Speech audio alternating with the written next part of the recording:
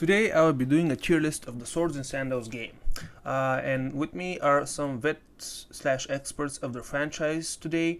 I'm Kalinik, and my fellow Swords and Sandals peers are Sneedy Victoria, Sovereign in Exile, Neek, and the Troll Project. Before we get started, guys, what order should we discuss the games in? I think it's best if we start in chronological order. Otherwise, the element of surprise is gone. That's fair. Yeah, that's true. So let's start with the first one. Swords and Sandals 1 is a moderately hard game, in my opinion. It is very simple, but as the first game of the series, we didn't have a base of reference to take from other games in order to judge how to play it and what to do. And so it took a bit to find out what we should focus on our stat upgrades on. And eventually we'll find out that it's best to put all our stat upgrades on one or two stat types instead of spreading it thinly across the whole thing. I feel like that was a bit on the easier side, but that's only because how sorted this. We are judging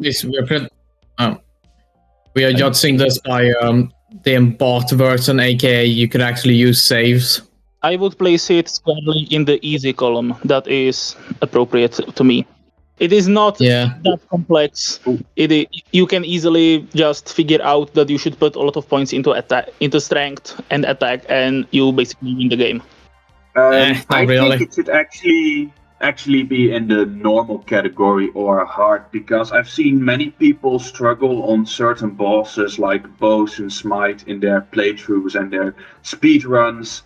It's not very easy, especially like with what was his name? The slave driver as well. That's also quite a difficult boss. And indeed, you have the element of saving the game, but as in getting through it to one playthrough, it can be quite difficult actually. So I would put in normal or hard. That's actually very fair. Sorry, what? It's mostly just RNG a lot of the time, so because you don't have that many, unlike Swords and Sandals, you don't have magic, you don't have whirlwind, you don't have many options, so it's kind of hard because the chance to hit the enemy is very low and they can one-shot you, stuff like that. Yeah, fuck it. Just put it in normal and we can use it as the basis for the rest of the games. Yeah, honestly, now that I think about it, I've seen some videos and people were struggling with this one. Especially, I think back in the day, I think this game did not even have a save option. And I mean, you don't really technically need it because it's kind of a short game. But yeah, I'd say it's definitely not on the easy side. So maybe one of the main elements of this series is the random elements. Like, you are going to get absolutely obliterated whenever the game feels like it. That's true. And as a new player, for sure, now that I think about it, as a new player coming into this game and not knowing that you have to put all your stats in like strength or agility is something that a lot of us, I think, did not know when we were children. Because me, for example, when I started playing, Swords and Sandals 2 was the first game I started playing. And I was putting everything in different stats so that I could even it out, and that did not work out at all. Yeah. I was putting everything in strength, and I couldn't get past the third boss like only one time. I do understand where you are coming from. That you will probably fail, and you will have to redo your characters several times. And I understand why you would think this is hard. Yes.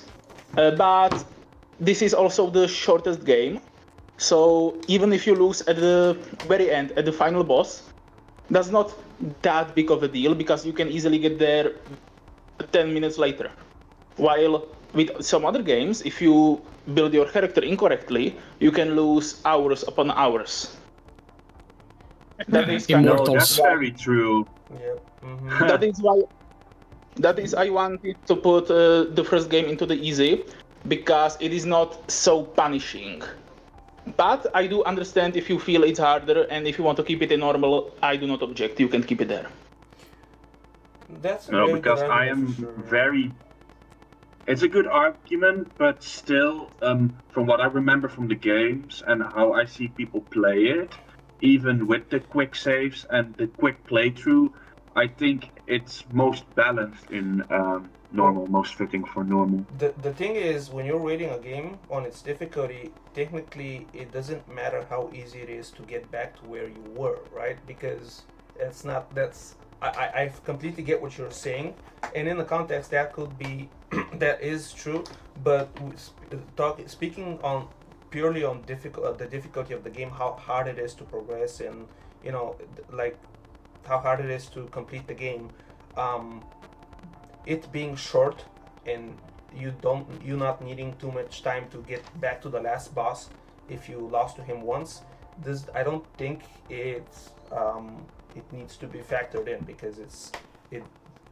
doesn't have well, I don't want to say it doesn't have anything to do with how hard the game is, but it doesn't change if the game is super hard, right? Like if the game was impossible. It's more about how tedious it is rather than how difficult. It's a different cup of tea. Yeah. Yeah. I mean, if you want to talk tedious, we should probably get going to sort the second game in the series. Well, I mean, yeah, I think there's not a lot we can say about the first one anymore, I'd say. Yeah, that's true. The first one is... Yeah, let's move on, guys. Let's move on. So the first one, let's just leave the first one on the normal one. And now the second one, based on difficulty, that definitely is among the harder ones. Yeah, I would place it at very hard, because the RNG elements in Tavern are some of the cruelest in the series. Definitely agree. Yeah, it has, I believe, 18, I'm pretty sure it has 18 arena champions. For a lot of people, it was actually the first Swords and Sandals game they played, me included. And so many people, I've seen so many comments on YouTube videos on everything Swords and Sandals, where they say that they couldn't get past John the Butcher, or some of Stellonius, even more. And yeah, that's probably either, I think either the hardest one, like one of the hardest ones, or at the very least a very hard one for sure. Any other thoughts? Yeah, go ahead. But never mind, it's fine. But I wanted to say that, in my opinion, the beginning of Swords and Sandals 2 is very hard.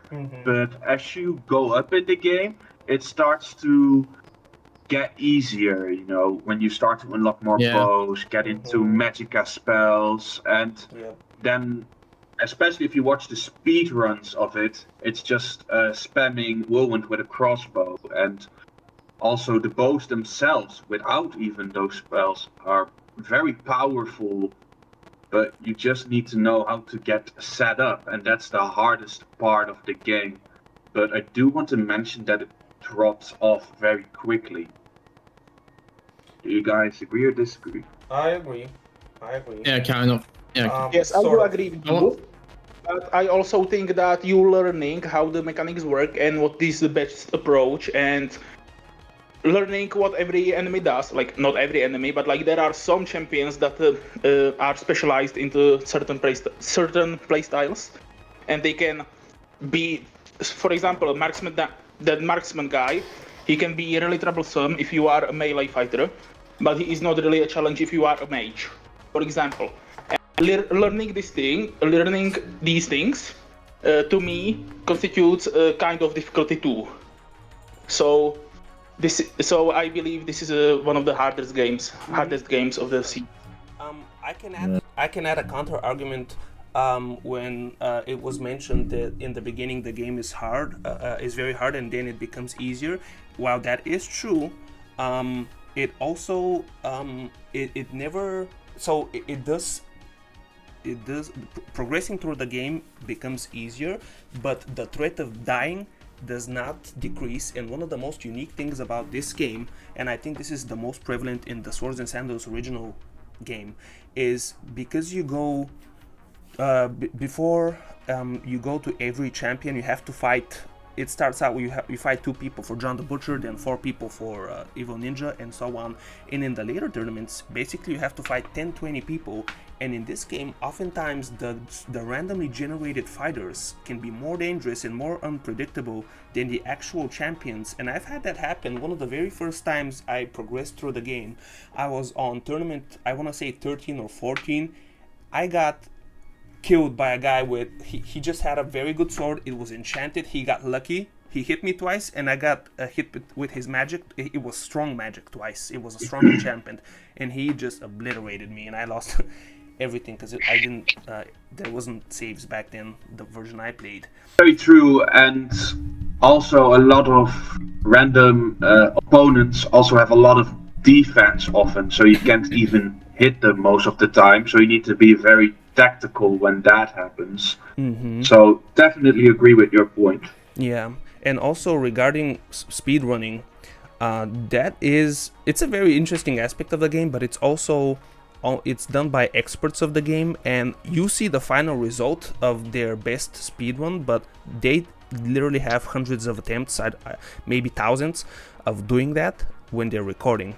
When they're recording them, so it's not like they just started playing and they got it on the second try. They have like probably hundreds of failed attempts where they died or something else went wrong. But that is for As sure. a guy who did speedrun it a few times, yeah, I can confirm a lot of failed runs. Yep. Mm-hmm. Yeah, we even have people here who've done. Also, I want to mention. I don't know if any of you mentioned this yet, but one of the biggest risks of dying in M2 are not from any of the most of the bosses. They are from the random enemy that for some reason have one of the top level swords, Yep. but they are only level 50 or something, or level 5. Mm-hmm, exactly. Yes. Once they're and then they always get a lucky hit on you where they just delete your health. Yep. Exactly what The happened. classic case of the enemy who has 4 agility and somehow has the best sword. That's a classic. Literally cheating. Oh yeah. Well, but yeah, I think we can all agree this is probably one of the hardest games, especially from the point of view of a new person. When I was a kid, I started playing this game when I was like, I want to say 10 or something, and in the beginning I couldn't even complete it because it was so hard and unpredictable. Until you learn how the AI thinks, and until you can learn to use the AI's dumbness against it, it's a very hard game. Yes, indeed, and also until you learn in which skill points you actually want to invest and where you want to put your gold. Yep. Okay. Indeed. I think we can leave it at that for now. The hardest at the end we can. Yeah, we can. Yes. So, Swords and Sandals 3. Yeah, I'd say Yeah. hard tier. The main problem with 3 is that it's not difficult. It's just very fucking grindy. Yes, as a person, I'm actually currently playing it. I'm on the last champion. I haven't killed him yet, but I started playing it a week ago for the first time because this was one of the very few games that I had never played. It's not as hard as Swords and Sandals 2 game for sure. It's just extremely grindy. Yeah. The third game kind of feels like the second game, except just easier and not as harsh. Mm-hmm. That's how I feel personally about it. Yeah, just a bigger grind for leveling up. Although the interesting thing is you don't even technically need to level up to the max in order to go to the end, because right now the final champion, the Ultratus Omega, I think he's level 75 or something. I'm level 55. Basically, yes. 20 levels, because I went, okay, fuck that. I'm just gonna go beat up the champions, critical hit them, one shot them, and not because it's so slow. I've done many runs on Swords and Sandals 3, and you can basically finish it like most runs at level 50, 40, 60 with the harder ones. The third game is probably the easiest one to break because there are several broken strategies. Mm-hmm. Yeah. Yeah, definitely like Mage or Whirlwind is very OP. Yes. Or if you want to play like I did when I was a wee little lad and did not understand English, I would just throw myself at the enemies and hope for a critical hit, like for the grievous instant kill. And I was able to win the entire game like this.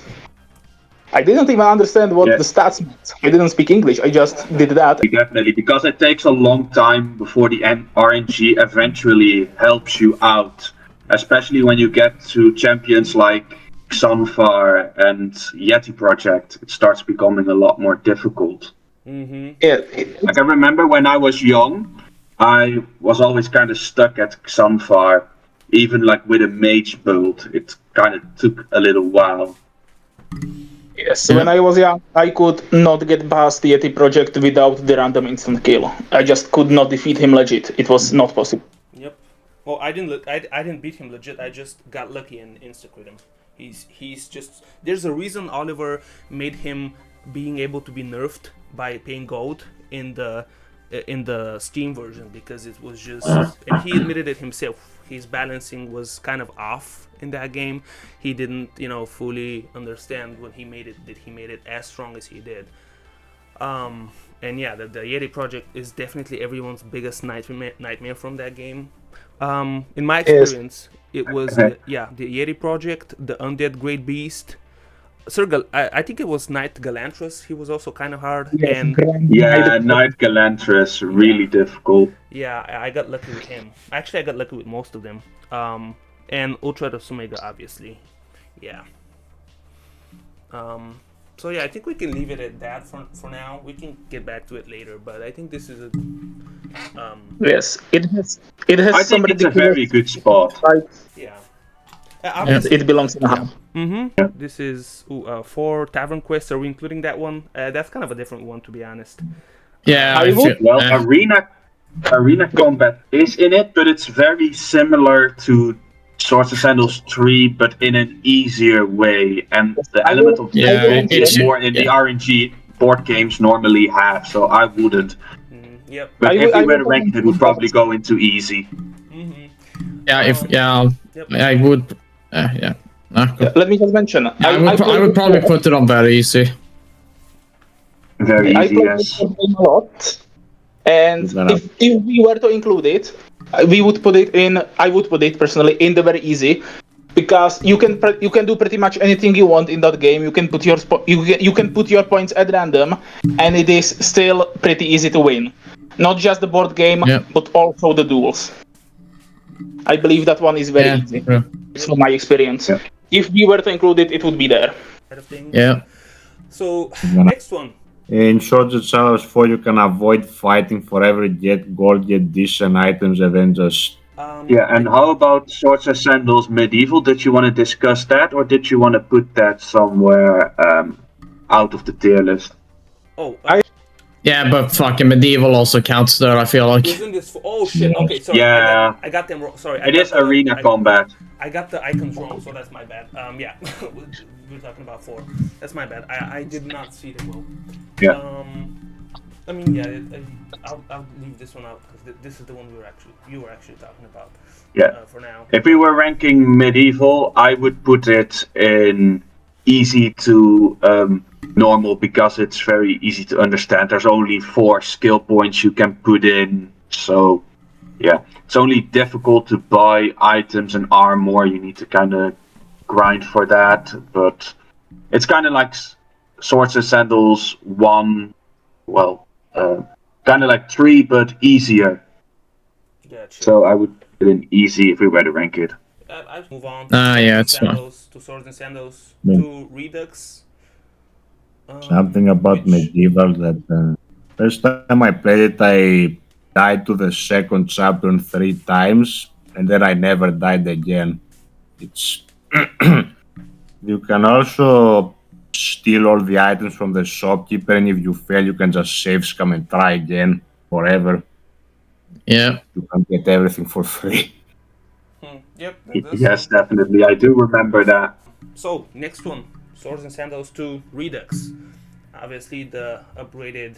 It is still Swords and Sandals 2, but it's its own game. It's the Redux version, the reworked It's barely the same game, I'd say. It feels and plays pretty differently. It's very different with the whole button system. It's kind of based off the original Swords and Sandals 5. Yeah. It's more like 3 than 2, really. It's a mix of the two. Yeah, It's not as Yeah, hard definitely. It's because- more like a Swords and Sandals 2.5, indeed. I think it's definitely not as hard as the original one, and there's more things that you can do that you can use to your advantage to like one-shot enemies, especially with the skill tree that was not initially in 2.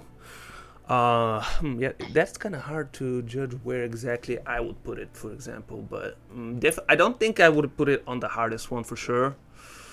No. I want to say either hard or very hard. What do you guys? I'd say hard because every time you fail to defeat the arena champions, you still are higher level from all the gladiators you killed previously, Yeah. and you can't grind for stats infinitely from adventures. Oh, you also get the champions' weapons when you beat them, so that's also a huge plus. Yeah, they're not that great, but still. If your weapon is worse than them, they can definitely help for sure. At least, in the beginning, for sure. I think, but yeah, you're definitely right on you being able to grind out infinitely, theoretically. Yeah. It's still not an easy game per se, but I don't think it's super hard. So I either normal Yeah, I or hard. mostly remember playing it on the harder difficulty, and it does really scale up when you do that. But when playing it on the normal difficulty, it went quite alright for me. It wasn't really easy, but it wasn't very hard as well. So I would put it on either hard or normal. Think hard because it was kind of challenging at some bosses. Yep, that sounds about right. Actually, it's pretty much sums up my experience with that game. And also the random guys you can meet as well, because you need to fight multiple opponents before you get to the arena champion as well. Yep. Same as with the original 2. I think in that way it's a little bit better because towards the end you don't have to fight 50 people to fight Antares. So I think that's a little bit of a plus. Maybe. Definitely. Still 12 I think people, hard is a but- good placement. Yeah, I think we can leave it at that. We can get back to it later, obviously, unless anyone else has any last thoughts about that. Otherwise, we can move on to. Well, Swords and Sandals 5 is technically more of a dungeon crawler game, right? That's the only one I haven't played yet, but I think it's more. I know there's gladiatorial fights, but it's not the typical. I think we can. I mean, have you guys played 5? I think if I we have played include 5. 4, then we should probably include 5 as well. Yeah, probably. Yeah. I haven't played 5 yet, but it has different.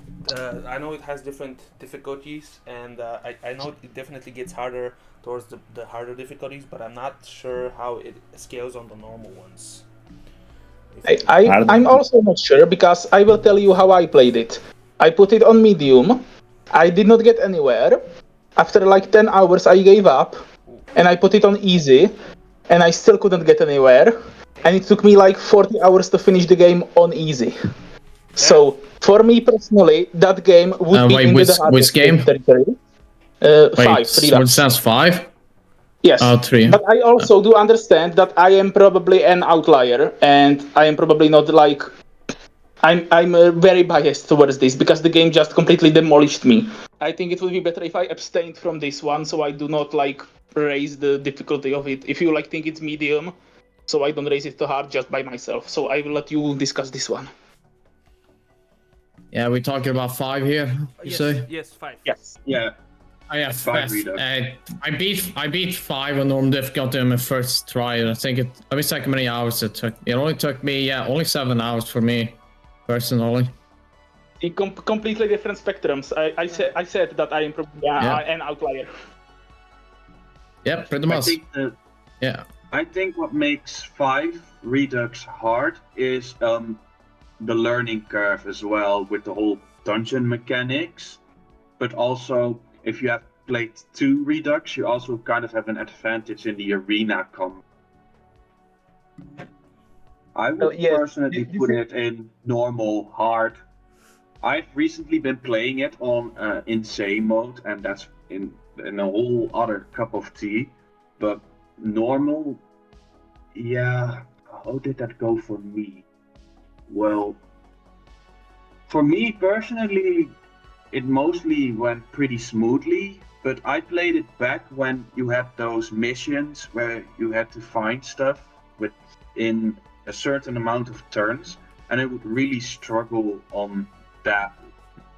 But it's also the dungeon combat is difficult in the sense that if your armor is broken, you can't restore it until you go above ground again. And there's indeed quite a grind to get good items as well. They're very expensive. I see. That sounds interesting, to be honest. But it also, I mean, it does seem like this game is definitely not easy for sure. It's impossible to know, because two people here have completely different experiences with it. But it's impossible to know. Like, we'd only know the medium if we asked like 100 people who've completed the game, right? And that's not feasible. But it does seem like that, and I know that the game is kind of long, right, or long-ish. It can definitely take Very, very long. Yeah, so I think it's safe to say that it's at least hard, maybe even very hard. And honestly, you don't even need to look at it from the point of view of how difficult it was on normal. Rather, you can look at it as how hard did the game feel when you first played it, no matter what difficulty.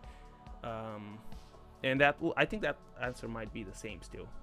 But it sounds like it was a hard or very hard game. For me, I also beat it on the first time, but I did die quite a few times.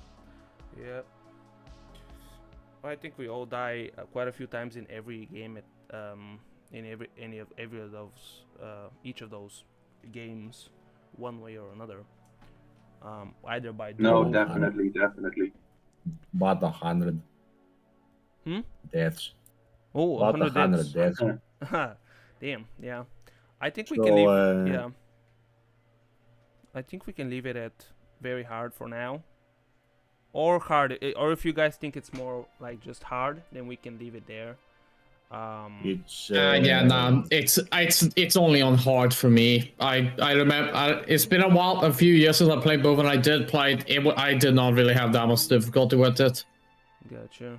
Not nearly as much as I struggled with Swords and Sandals 2. Not even close. I mean, I agree with Victoria. It's more about the learning curve that makes it very difficult. Gotcha. If it was easy to learn, I would put it on normal. But because it's hard to learn, I would put it on hard. But when you get it, it's not very challenging still, like 2 is. Because there aren't a lot of opponents you need to fight for each arena champion again. And you can avoid enemies in the dungeons to get to the arena champions of the dungeons. Yeah, because you can like walk around and just choose not to fight them. Yeah, definitely. It's definitely not easy, but it's definitely not the hardest one. The next one, and I believe that would be the last one, because all the rest of them are the Crusaders, the Pirates, and the spin-offs, which are we can also talk about them, but let's talk about Mini fighters maybe, because it's very similar to Swords and Sandals 2, but a little bit of a different spin to it. Yep. I would say it's a different version of Swords and Sandals 2, but also one that is easier, as in the tournaments are shorter, and I believe when you enter, no. If you enter the tournament, you also need to finish it. You can't exit it. Or could you? Anyway, I remember it being the same as Swords and Sandals 2, but easier. I would put it in very hard. Also because the normal enemies scale very quickly, especially if you're going at it in one playthrough. I will mention how the enemies scaled when I played it. Every time I defeat an enemy, the other one is stronger, and this would go to the enemy number 5. At that point, the enemy would be bigger than the screen, he couldn't fit into the screen, and he would kill me instantly. And this was the entire game. I win 4 fights, and then I lose. And then I win 4 fights, and then I lose. So I really struggle to rate this difficulty because there was no difficulty to it. I just always won 4, and then I lost 1. There were no ifs or buts. So I don't exactly know how I would rank it. I don't exactly know how I would rank it. Well, yeah. Good point. Yeah, it's hard to say. I have to agree with him because the same thing happened to me when I played it. But I remember beating it was still not the hardest thing in the world. It's not nearly as punishing as most of the games. I guess it would probably have to be a like easy tier. So 2 people. It feels more like an easy tier than the rest. What I would say is when you're trying to complete an entire tournament, from what I remember, it's possible, but I always resetted the game before I started the tournament to reset the opponents. So I do have to mention that. That's my experience of it. I also always had to lose before starting a tournament, so it would be resetted, yes. But it was still difficult to do.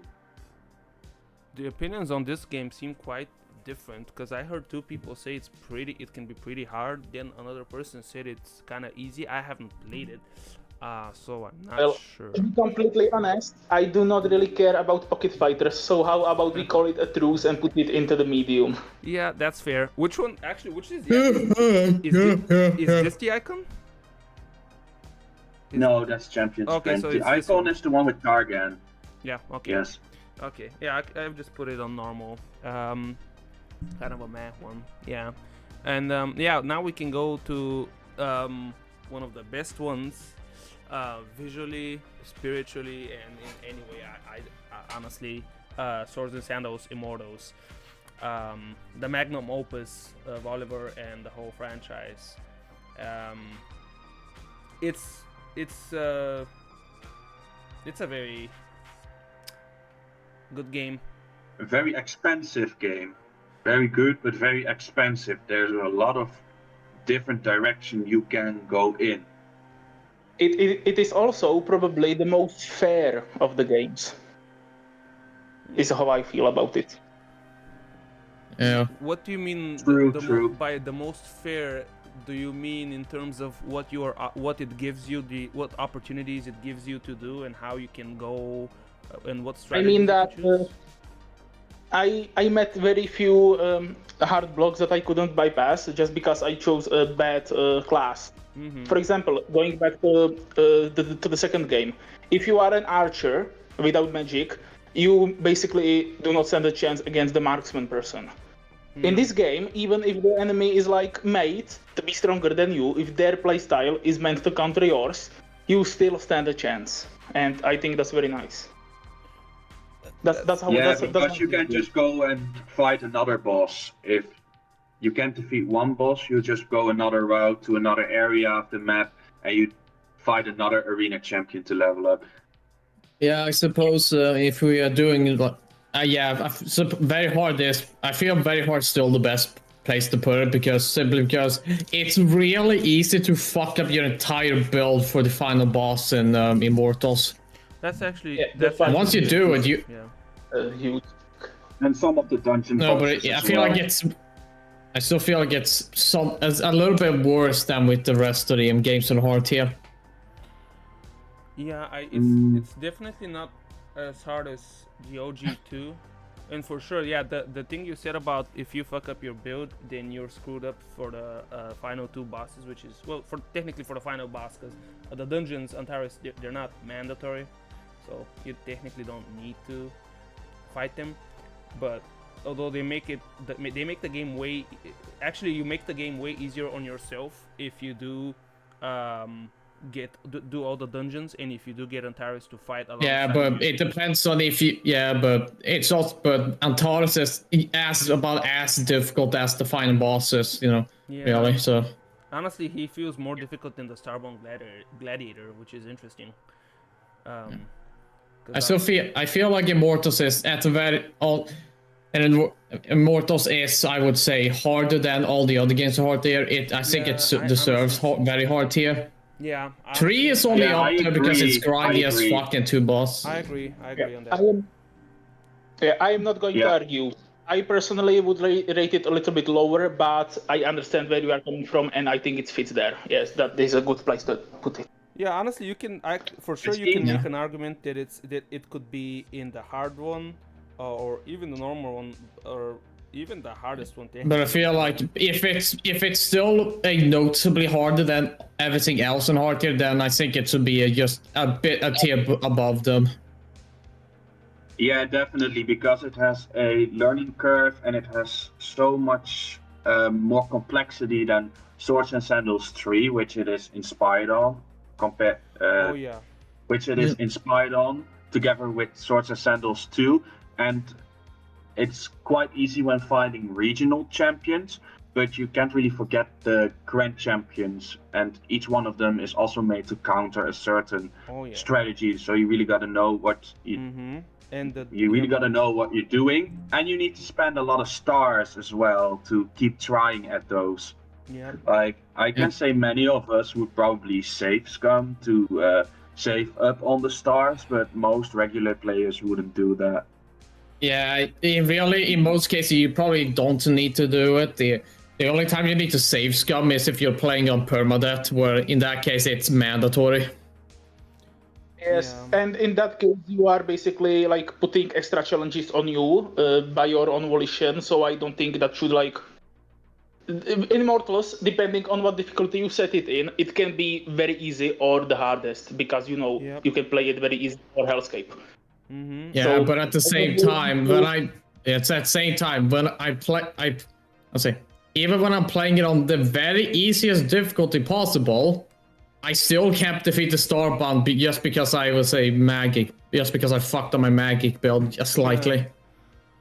To be fair, Starbound is ridiculous and magic does suck in the game. Yeah, and also this is with him being max nerfed. I nerfed every single time I could. Yeah, all the 5 observatories, Yeah, the game definitely has the biggest scale of difficulties you can get. It has like 5 or 6 difficulties. It's like very easy, normal, tough, very tough, insane. 8 difficulties. 8? Okay, yeah, insane. That's sucked. Hellscape. Yeah, I probably missed 1 or 2, but yeah, it's... Yeah, but you only really need to remember the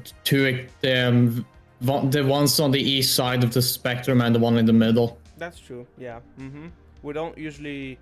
For the normal player or normal person that buys the game, who wants to try it out, wants to have fun, they don't usually do the Hellscape difficulty, for example. I only currently decided to play the Hellscape difficulty on my phone. I think I'm doing a Cycladian fighter strength build. We'll see how it goes. I wanna beat Antares on Hellscape, but I know my chances are slim to none. But still, I wanna try it out. It's somewhat doable. And I also need to mention that the mobile version is very different from the Steam version in the way that it's really hard to get stars legitimately. Like, you can buy them, but if you were to play the game standard as it is, it's really hard to get stars. Oh yeah, for sure. I mean, it's kind of made that way because you... like the dungeon crawl aspect is not there, so when you go to the dungeons you fight the bosses straight away. But yeah, also you can buy the stars because it's kind of just uneven otherwise. So yeah, that is also a factor in it. It can be easier or harder. Yeah, but I do understand. Yeah, definitely. But I do understand Oliver's decision regarding these small microtransactions. Like the biggest pack you could buy is like $5, and that could. That's enough for like 100 or 200 playthroughs of the game. Yep. Yeah. And it removes the ads. Yep. I paid $4 and I got 500 stars, I think, or 400.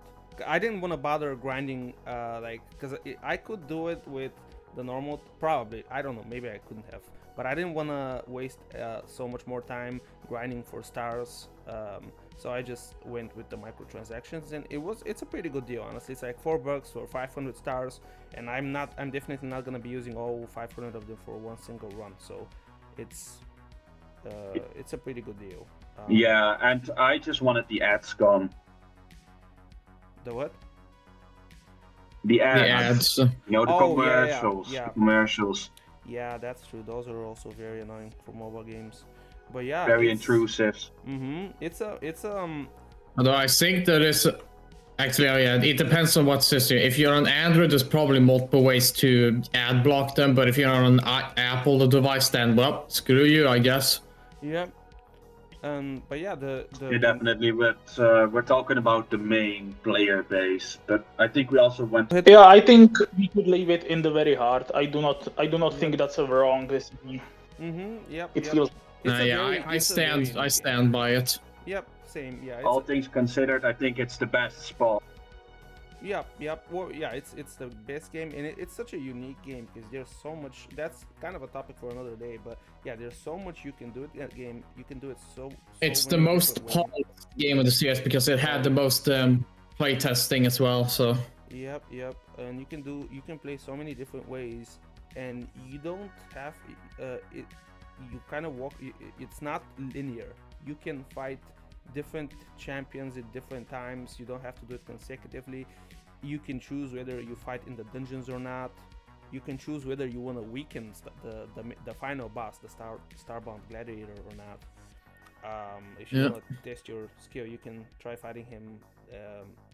Not at the easiest one, but yeah, I mean, a lot of it depends on how you set up the start of the game, like the difficulty settings, because it's not just like easy, normal, hard, insane, hellscape, right? It also asks you if you want to have the 300 days timer, where you have to fight the final boss before the 300th day, and that also changes the game drastically, changes how you have to look at the game drastically. Indeed, correct me if I'm wrong. And you also have a limited amount of tries. Yes. Because of the days. Yeah. Yeah, you can't exactly afford to fuck up all the time, yeah. Yeah, correct me if I'm wrong, but I believe that everyone failed to the day count at least once, right? Yes. I definitely did. Well, I can't say I have done that yet, but that's probably just because I haven't played enough with the day timer to know. I started one with a daytime, but I didn't finish it because I was definitely gonna not be able to do it on time. So yeah. Yeah, I did it once when I first played the game because it was the default, and after that I did it for the second time for the achievement, and then never again. Nothing against it, I just prefer infinite days. Yeah, It's not like it's not like you play like 700 or... Well, actually, I've seen people that have played like 500-600 days, which is pretty fun. But usually you don't technically need, even if you do unlimited days, you don't need to put in like 400 or 500 days on the normal difficulty to beat him. But sometimes it happens. It also depends very much. Yeah, it also depends very much what kind of it's kind of weird saying a transportation vehicle. What kind of like a horse or a creature you buy to ride, because they decrease your days, right? They decrease your the amount of days that you spend going from one place to another. So if you're going on foot throughout the whole thing, which I'm sure most everyone here or everyone has buys the first horse at some point at least. So usually people don't walk around on foot, but if you were to never buy a horse, you would waste a lot of days just traveling. Yes. Definitely. And you could also waste a lot of money on buying each new horse as well, as they are very expensive now. Yeah. What I'm most of the times do is I buy the first horse and then you buy the last one, right? Horse. Yeah. Same. Yeah. Exactly. Kind of like this. Yes. That is. Yeah. You kind of figure it out, honestly. If you know, if you learned like 4th grade maths, you kind of put it together pretty quickly. It's not worth it when you buy the first horse. Every horse after that is like 4% faster, but it costs like twice as much, and you're like, yeah, I'm not fucking buying that. I'm not buying that again. So I just buy the first horse, and at some point I go, oh, hey, I can buy the tarantula, which is now 200% more, and I have a lot of money saved up, so I can do that. But definitely not going through all of them like to every 2 horses or something. No, definitely. And I wanted to go back to a previous point about the 300 days. We were set out to judge the games by their normal difficulty. I Yep. would also say that the 300 days are a part of the intended difficulty of the game. It's part of the normal playthrough because you're actually changing buttons and changing settings when you put it from 300 days to infinite. Sure. You're not clicking go as it is. Well, the whole point of the whole point of the game, the plot of the game in this case, kind of intertwines with how you're supposed to play it, because the plot of the game is the Starbound Gladiator is returning in 300 days, and the whole realm is doing tournaments and they're fighting to have the best fighter, the best sentinel to stop him, and you have 300 days. So yeah, that pretty much comes into play if you want to do it the way you should. Yeah. No, definitely. And the only canonical way to increase your day count is to fight at the observatories. That's true. There's also I think there's also a skill in the skill tree somewhere where you increase or something. I don't remember. There's quite a few interesting skills in the adventure skill tree for horses to ride faster. There's also one I can't remember exactly what it was for prolonging the Starbound, like making him slower, like to arrive slower. Astronomer. It makes makes it so whenever you delay him longer. Yes, that's right, exactly that. So it increases the effectiveness of the observatory delay. Yeah. And yeah, this game is so unique because you can judge its difficulty in so many different ways, and every different one you can end up in a different place with it, because if you judge it on Hellscape, then it's definitely the hardest one, probably harder than the OG Swords and Sandals 2 one. But yeah, I think very hard is a very good place for it, because if you also put it on the easiest difficulty, you can probably say it's like an easy game, because it's a very chill game. What I like so much about it is you don't feel that you don't need to grind as much as Swords and Sandals 3, for example, where you have to fight literally 20-30 gladiators to get a single level. Because in this one, I think you have to fight like 2, 3, 4, 5, somewhere between 3 and 5 times to get a level, not even maybe. So that's good. From the start you get level every fight, and the worst it ever gets is 5 fights. And that is at the very end. Yeah, pretty much. Usually in the beginning it's like 2 fights, maybe 3, and it's pretty much scales around the area, like 3-5 fights. For most of the game it's 2 fights. It's not a grindy game, and I really like it for that reason also. It's not a grindy game, but it's also it like I remember, I think it took me like 50-60 hours the first time I played it to kind of complete it. Obviously that's with reading all the items and shops and stuff, but it's not a grindy game, but you can spend a lot of time playing it and still not feel that you're just spending all that time to grind levels. You're actually playing the game, you're getting cooler items. It's not a grindy game, it is a big game, the opposite of the third.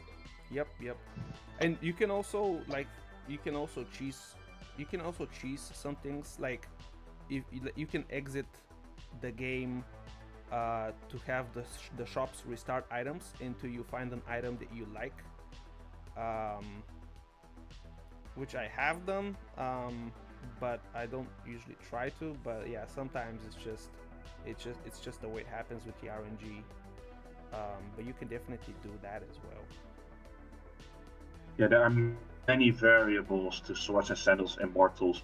And one more thing about traveling, you can also use the little fat kit to travel around using stars. I believe. What was it called? I have never used the fat kit because it cost me like I went to him once or twice. It told me I needed to pay $1 million, and I was like, yeah, I'm not coming back here again. And I didn't use. Oh yeah, you can pay 25 stars to travel across the realm. I've done that a few times, yeah, for sure.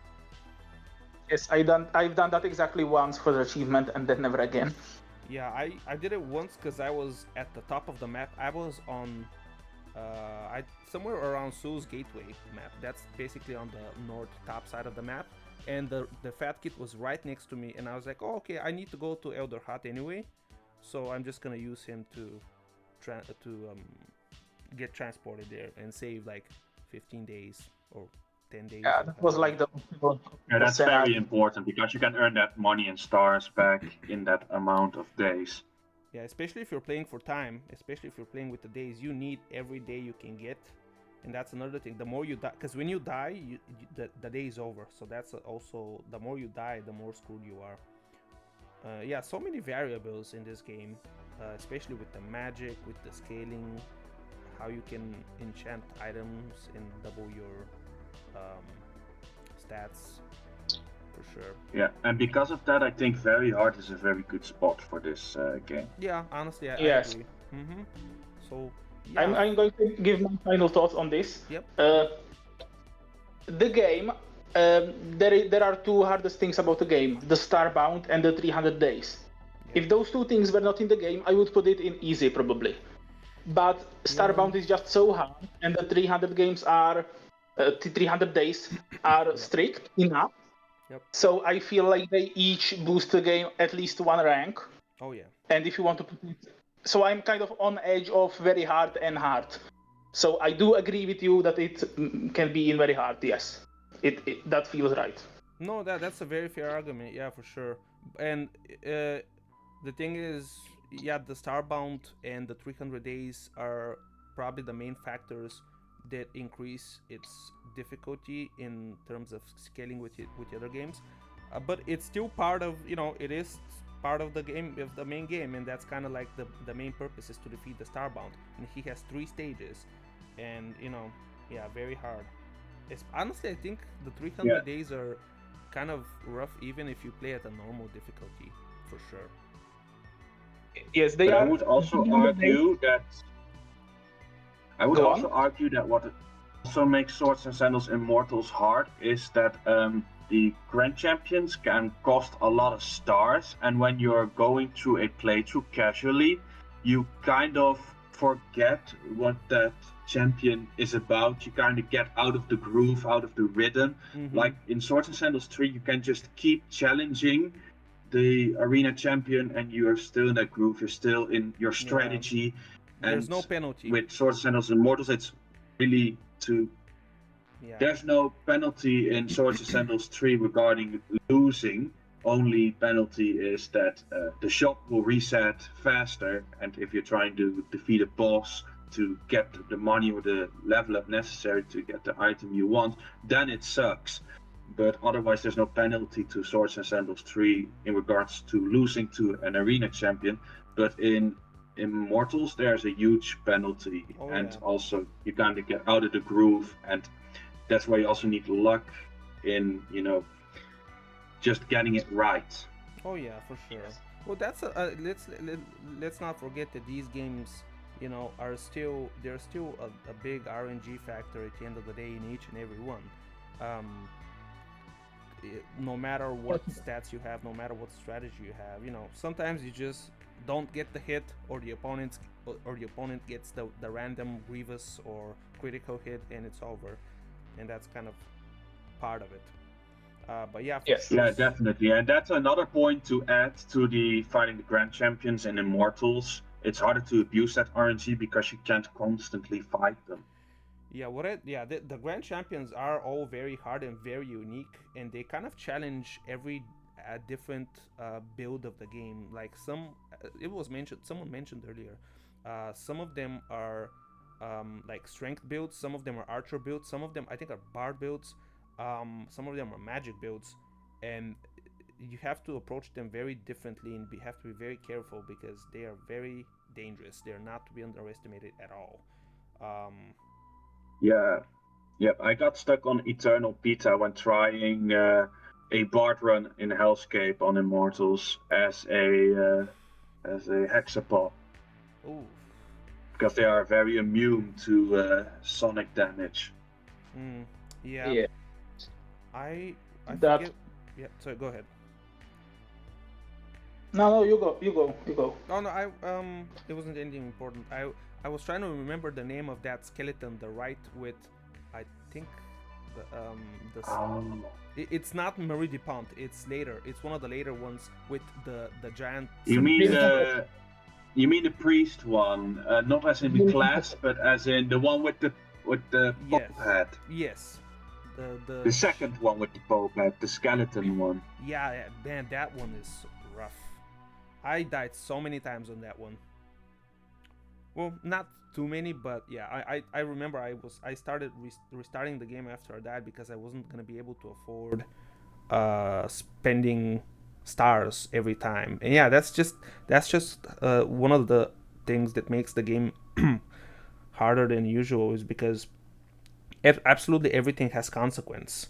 If you forget to check the shops, you might miss on some valuable items. If you don't consider that you have 300 days, if you're playing the 300 days, you get screwed. If you're not defeating champions fast enough, you're also in trouble. It's just a very diverse game. But yeah, I think overall we agree. Yeah, yes. It's long story short, very hard is a good position to put it in. Mm-hmm. Indeed. Yep.